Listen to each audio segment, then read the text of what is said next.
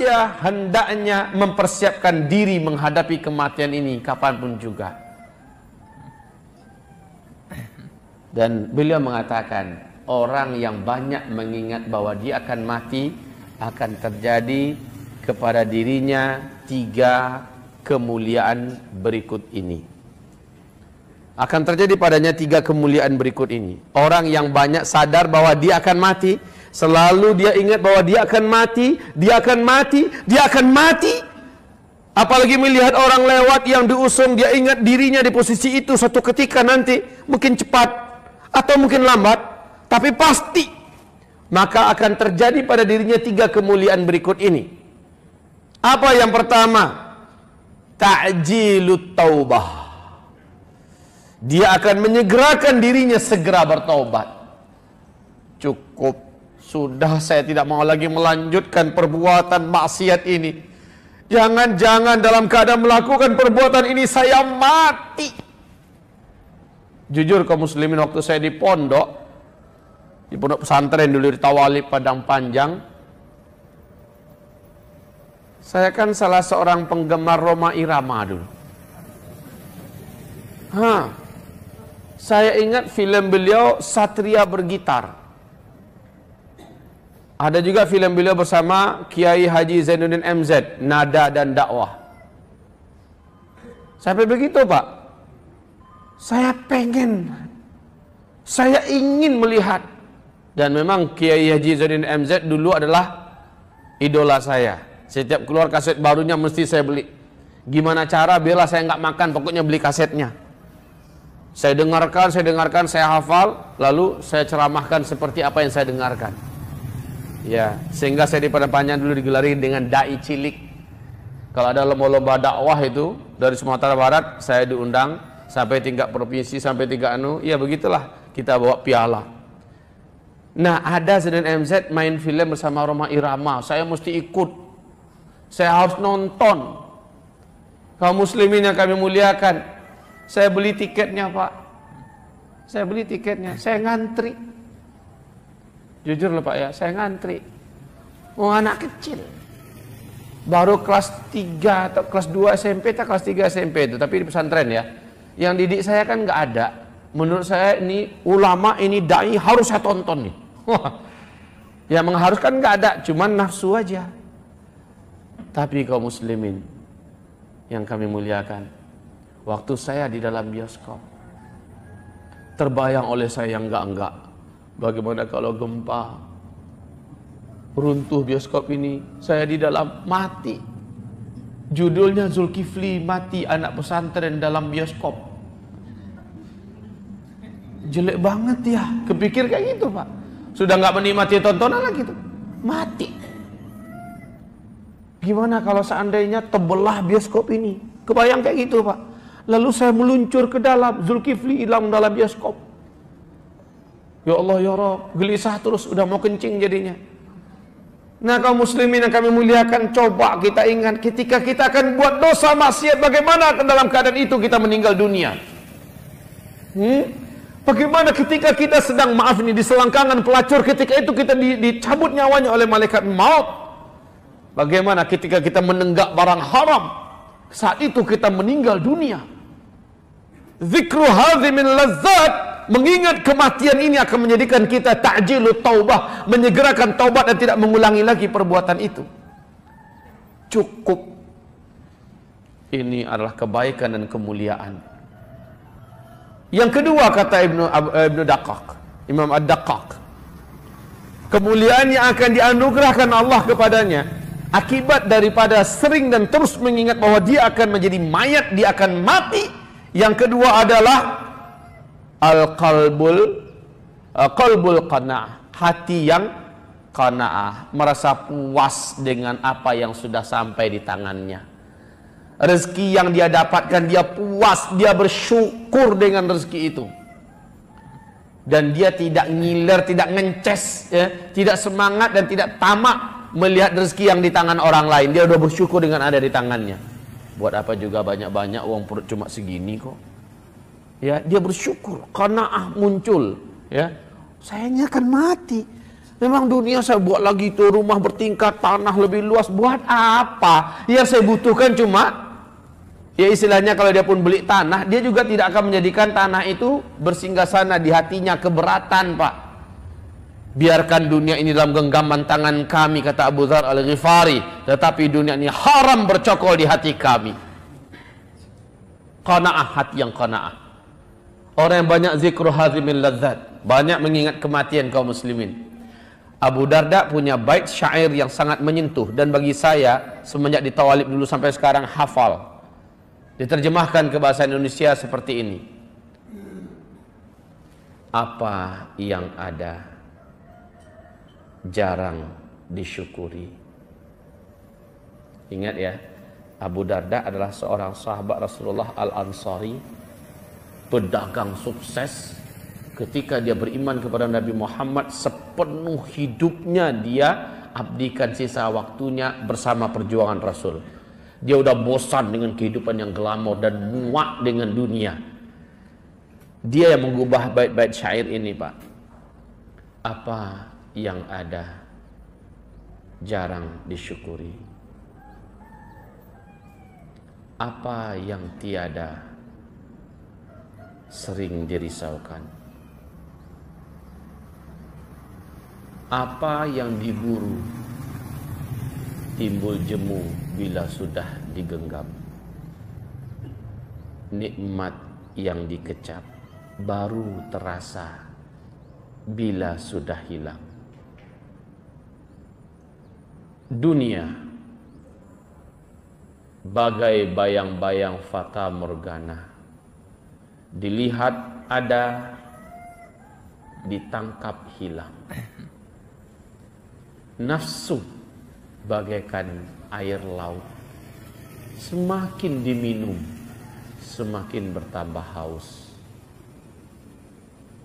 Ya Allah, janganlah Engkau biarkan di dalam hati ini berkumpul dua cinta.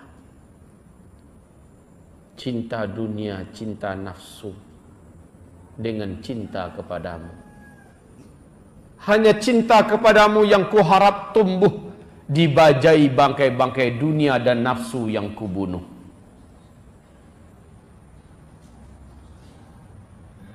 Ma'asyiral muslimin, kenapa Abu Dzar bisa melantunkan bait-bait yang sekarang udah dinyanyikan orang dalam nasyid ya? Apa yang ada jarang disyukuri, apa yang tiada sering dirisaukan, apa yang diburu timbul jemu bila sudah digenggam, nikmat yang dikecap baru terasa bila sudah hilang. Betul nggak semuanya? Betul tidak Pak? Bapak sekarang mungkin kurang merasa betapa besarnya nikmat gigi ini, tapi coba kalau gigi dia rontok-rontok, baru aduh kalau seandainya saya punya gigi ya enak banget ini. Sop kambing, sate. Ketika gigi ada, nggak terasa inilah nikmat. Itu waktu Isya ya. Baik. Ibarat Allah yang kami muliakan. Apa yang diburu timbul jemu bila sudah digenggam. Kayak gitu biasanya. Wanita yang kita idam-idamkan, yang kita inginkan, dapat jadi istri kita. Udah jadi istri kita, kalau dulu sayang, hati-hati ya. Udah di tangan kita, mata lo kemana lo taruh? Gitu. Kenyataan ini kaum muslimin.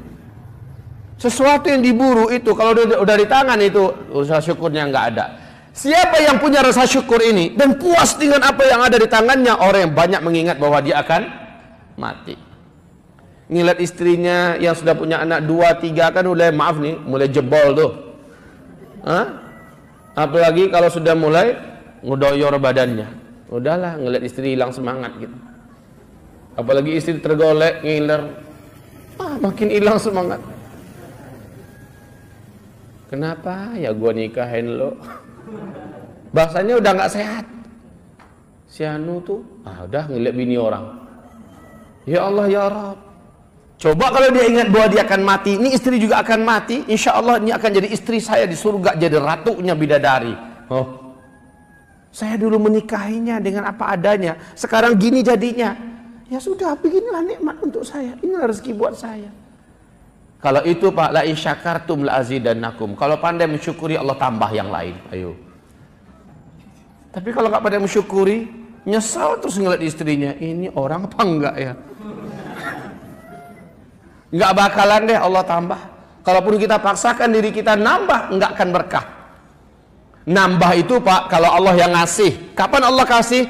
Kalau penuh syukur dengan yang ada ini.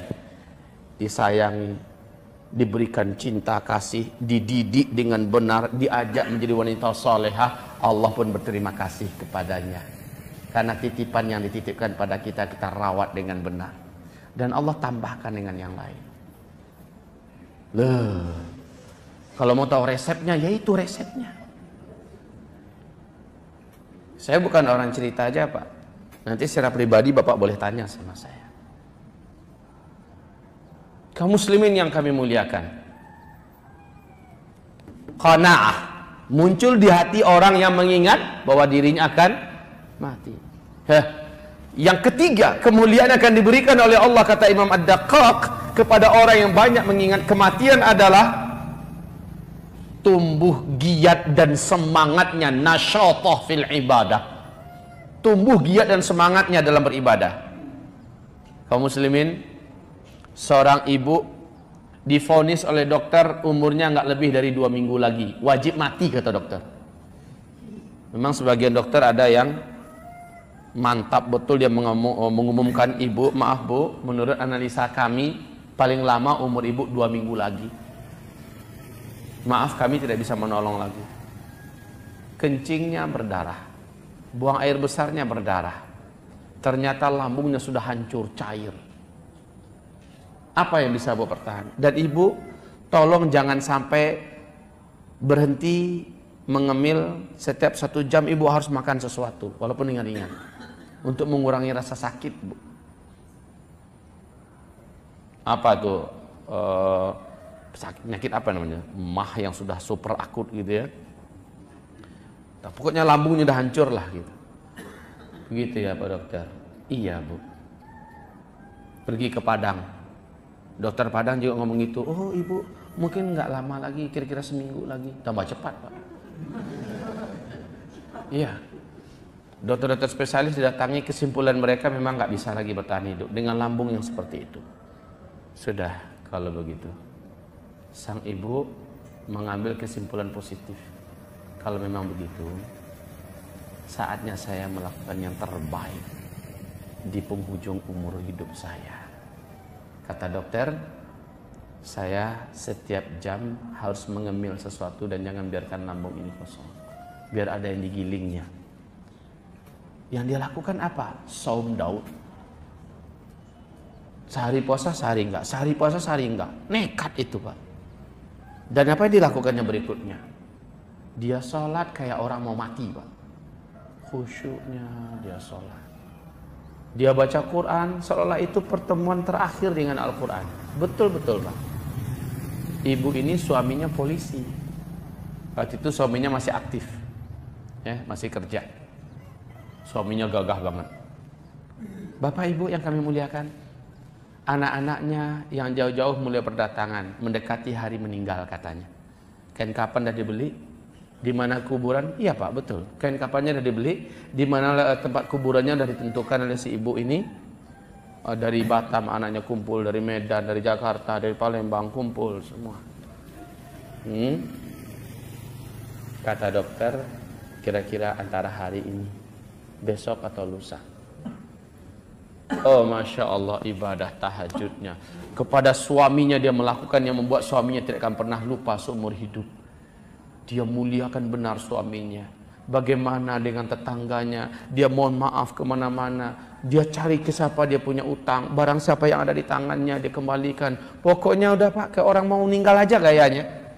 Ya, semangat hidupnya terpompa gara-gara dia ingin memanfaatkan setiap waktunya untuk mencari apa yang Allah ridhoi. Ini yang bisa aku lakukan di hari-hari terakhirku. Itu aja Pak. Perkiraan besok mau meninggal, keluarga ada kumpul semua, ya, semuanya sudah disiapkan. Si ibu ini sholat isya. Mungkin ini sholat isya yang terakhir, besok aku sudah di alam yang lain. Ternyata tahajud bangun. Dia bangun, dia tahajud. Sampai subuh. Oh, masih hidup sampai subuh. Mungkin inilah subuhku yang terakhir. Allah mengizinkanku untuk menikmati subuh ini. Maka subuhnya berurai air mata, dia sholat, Pak. Lepas subuh dia zikir. Zikir-zikir pagi yang diajarkan menurut sunnah, dia baca semuanya. Sampai terbit matahari, Pak. Udah terbit matahari, lewat 15 menit, dia laksanakan sholat sunat syuruk 2 rakaat.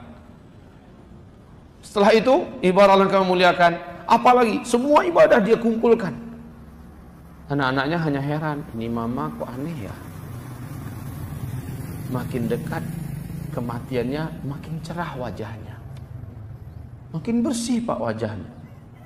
Senyumnya makin menyenangkan hati siapapun menatapnya. Matanya bersih, tidak ada raut kesakitan. Ya Allah ya Rabb. Zuhur pun datang, masih hidup ibu itu. Sementara air untuk memandikan sudah disiapkan, bayangin tuh Pak. Udah disiapkan semua. Karena kata dokter paling lama itu udah minggu kedua tuh, paling lama. Itulah yang paling lama hari itu. Sang ibu berkesimpulan zuhur masih hidup, mungkin asar kali ya matinya. Kemana azan dia masih hidup, maka dia nikmati sholat asar itu seolah-olah dia sholat asar yang terakhir. Allah kasih bonus kali ini asar yang terakhir. Maghrib masih hidup. Benar Pak, maghrib masih hidup. Ya Allah, dia nikmati maghribnya dengan uraian air mata, dan dia berdoa nggak bosan-bosannya. Perasaan orang yang mau mati itu kayak gitu ternyata ya. Dia ingin memberikan yang terbaik antara dirinya dengan Allah Subhanahu wa taala. Isyaknya masih hidup, Pak. Lalu dia membaca doa dengan diletakkan posisi tangannya kayak orang mau jadi mayat gitu. Dia baca doa orang yang mau tidur, mungkin inilah tidurku yang terakhir dan bangunnya sudah di alam barzakh. Bayangan ibu itu begitu. Dia baca doa, dia hidupkan semua sunnah dan sebagainya. Dia pun tidur. Tahajud bangun. Wah, lewat 3 hari Pak. Lewat 3 hari, ibu itu selalu bersangka ini bonus, ini bonus, ini bonus, dan selalu dia memanfaatkan waktu itu. Terakhir, anak-anaknya di mana-mana kan udah bosan nunggu.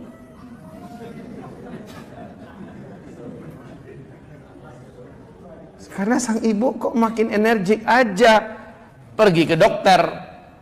Pak dokter, bukan mau mati ya, cuman mau ngelapor. Kok udah lewat dari limitnya. Sini, periksa Bu. Diperiksa. Subhanallah. Ibu ngapain aja, kata dokter. Ya sesuai anjuran Pak dokter, banyak-banyak ibadah, cuma itu yang saya lakukan. Kenapa memang Pak dokter? Seluruh lambung ibu utuh, sehat, normal. Sampai sekarang ibu hidup Pak. Sampai sekarang ibu hidup. Saya panggil mama sama beliau. Kalau dia ketemu, bagaimana Nanda? Sehat. Mama gimana? Sehat, katanya. Subhanallah kaum muslimin. Ya, tumbuh rasa semangat untuk beribadah. Benar kata Imam Ad-Daqqaq. Orang yang banyak mengingat bahwa dia akan mati, dia akan tumbuh rasa semangat untuk beribadah. Ini yang terjadi pada seluruh para sahabat. Sahabat itu Pak, mereka sangat senang kalau mulai lemes ibadahnya, mulai hilang semangatnya, mereka ke kuburan. Bukan cari jimat, bukan minta berkah kepada kuburan kiai, tapi mengingat bahwa dia akan jadi kayak gini. Itu yang membuat mereka, bahkan di antara salaf itu ada yang membuat kuburan di pinggir pintu keluar masuk rumahnya. Dia mau keluar rumah, dia ingat di sini tempat saya nanti ini. Ketika dia pulang ke rumah, bukan ini rumahku, tapi ini nanti ini.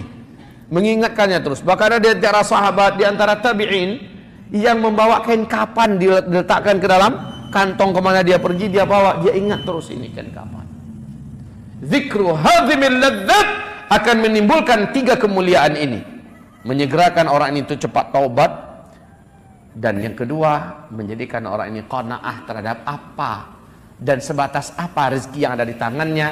Yang ketiga menumbuhkan semangat nasyatah di dalam beribadah dan beramal saleh. Kebalikannya kata Imam Ad-Daqqaq, apabila seseorang melalaikan mengingat bahwa dia akan mati, dan dia katakan lama lagi gitu gayanya, lama lagi, Umurku baru 40, kata Nabi 60 sampai 70. Orang yang kayak gini akan dihukum dan dihinakan, kata Imam Ad-Daqqaq, dengan 3 kehinaan. Yang pertama, dia akan menunda-nunda taubatnya. Yang kedua, dia tidak akan merasa puas dengan apa yang sudah ada di tangannya. Dan ini menjadikan dia semakin tamak, Pak, semakin rakus, menjadikan dia tidak bisa menikmati apa yang ada, justru mengejar apa yang belum ada. Dan ini akan menghabiskan banyak waktunya daripada mendekatkan diri kepada Allah Subhanahu wa taala. Dan yang ketiga, orang ini akan malas beribadah. Wal'iyadzubillah. Tumbuh malasnya beribadah. Dah tua-tuaan, mau pergi umroh, sekarang lagi waktu-waktu energik, manfaatkan untuk mencari rezeki. Dah tua nanti udah digotong orang kemana-mana baru pergi umroh. Inilah ini contoh kaum muslimin, hamba-hamba Allah, bagaimana zikru hadhimil ladzat akan menumbuhkan 3 kemuliaan atau memunculkan 3 kehinaan yang mengingatnya.